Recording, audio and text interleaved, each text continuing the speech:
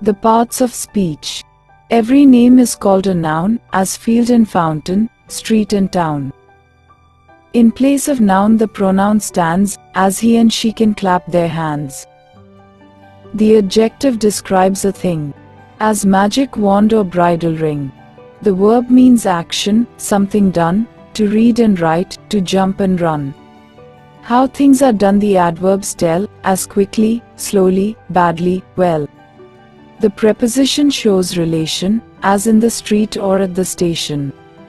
Conjunctions join, in many ways, sentences, words, or phrase and phrase.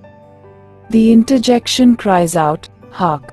I need an exclamation mark." Through poetry, we learn how each of these make up the parts of speech. Author unknown. The tree figure shows the different parts of speech in their examples given in the poem.